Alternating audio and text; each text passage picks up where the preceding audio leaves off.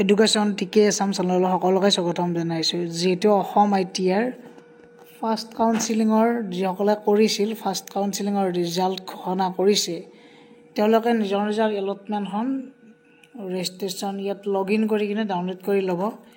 এতিয়া এলটমেণ্ট লেটাৰখনত যিহেতু গোটেইখিনি লিখা থাকিব, আপোনালোকৰ ট্ৰেড কোনটো পাইছে, ক'ত ছিট পাইছে, কোনখন ইনষ্টিটিউটত পাইছে, SCVT-ত পাইছে নে NCVT-ত পাইছে, আপোনালোকে নিজে চিলেক্ট কৰা মতেই মানে সেই ট্ৰেডত আহিব।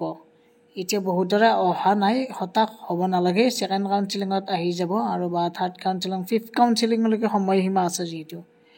এতিয়া বহুতে মানে মই যিটো কথা কৈ আছিলোঁ আগতে, এই যে প্ৰাইভেট ITI বহুতেই ভুলতে চিলেক্ট কৰি দিয়ে, সেইটো বহুতৰে হৈছে। এতিয়া তেওঁলোকে একচুৱেলি ITIত এলটমেণ্ট লেটাৰ এখন এজন কেণ্ডিডেটৰ নামত যদি আহে, তেনেহ'লে তেওঁ কি কৰিব লাগে, এডমিশ্যন ল'ব লাগে। কিন্তু এডমিশ্যন লোৱাৰ পিছত আনফ্ৰেজৰ কথা আহে। এডমিশ্যনটো যদি আনফ্ৰেজ কৰি থৈ আহে, তেনেহ'লে তেওঁ নেক্সট কাউন্সিলিং কৰিব পাৰে, আৰু যদি এডমিশ্যনটো আনফ্ৰেজ কৰি নাহে, ফ্ৰেছ কৰি আহে, তেনেহ'লে নেক্সট কাউন্সিলিং কৰিব নোৱাৰে।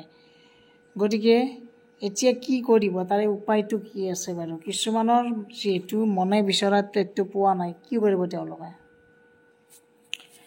ইয়াৰ আগতে মই গভৰ্ণমেণ্ট ITI কেইখন এবাৰ দেখুৱাব বিচাৰিছোঁ, কাৰণ এই ITI কেইখন হৈছে গভৰ্ণমেণ্ট ITI। গতিকে প্ৰথম অৱস্থাত প্ৰথম 3টা কাউন্সিলিং গভৰ্ণমেণ্ট ITI সদায় চিলেক্ট কৰিব লাগে। গতিকে এইবিলাক গভৰ্ণমেণ্ট ITI হয়। কোনো ধৰণৰ গভৰ্ণমেণ্ট ITIত সদায় GOVTA বুলি লিখা থাকে চবতে। গতিকে এইটো কনফিউজন হ'ব নালাগে।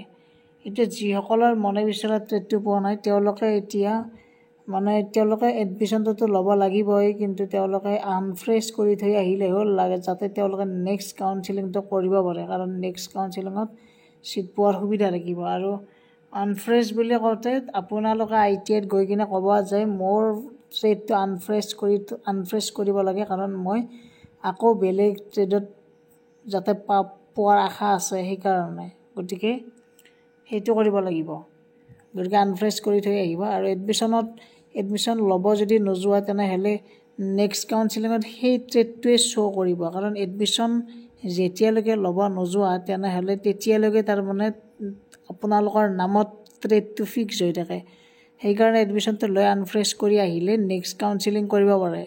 নেক্সট কাউন্সিলিঙত যদি বেলেগ ট্ৰেড ছিট পায়, তেনেহ'লে প্ৰথমতে যে এডমিশ্যন লৈছিলা, সেই এডমিশ্যন লোৱাৰ ফিজখিনি ঘূৰাই পাবা সেইকাৰণে। গতিকে কিছুমানে যদি এলটমেণ্ট লেটাৰ ডাউনলোড কৰিছে, মোক ইনষ্টাগ্ৰাম ID দিলেই হ'ল, মোক এলটমেণ্ট লেটাৰখন মই এবাৰ চেক কৰি চাই দিম বাৰু।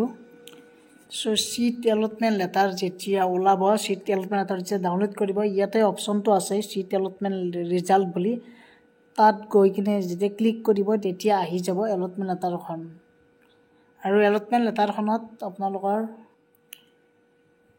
একচুৱেলি এলটমেণ্ট লেটাৰত লিখা থাকে আপুনি কোনখন ITIত ছিট পাইছে, কোনটো ট্ৰেড ছিট পাইছে, আদাৰ বেকৱাৰ্ড নে OBCত ছিট পাইছে, কাষ্ট কি আপোনালোকৰ, ফ্ৰেছ, গতিকে এনেকুৱাকৈ লিখা থাকিব, ক্লাছ 10 কোৱালিফিকেশ্যন, এইবিলাক লিখা থাকে এলটমেণ্ট লেটাৰখনত। আৰু এইবিলাক লিখা থাকিলেই গম পাব কোনখন ITIত ছিট পাইছে। যদি যিটো জেগা নলবাৰী হ'লে নলবাৰী, গুৱাহাটী হ'লে গুৱাহাটী, বা যিকোনো য'তেই এপ্লাই কৰিছে তাতে যদি ছিট পাইছে, এনেকুৱাকৈ আহি যায়। আৰু ইয়াৰ পিছতে আপোনালোকৰ নেক্সট এটা ইম্পৰ্টেণ্ট আপডেট, যিসকলে ছিট পোৱা নাই তেওঁলোকৰ বাৰু কেনেকুৱাকৈ আহিব। একচুৱেলি যদি ছিট নাপায়, ইয়াত এনেকৈ আহে dear candidate as per field choice no' seat has been allotted, মানে ন' ছিট, কোনো ধৰণৰ ছিট নাপালে এনেকুৱাকৈ আহি যায়। গতিকে তেওঁ নেক্সট ৰাউণ্ডৰ কাৰণে তেওঁ অপেক্ষা কৰিব লাগিব, এনেকুৱাকৈ আহিব।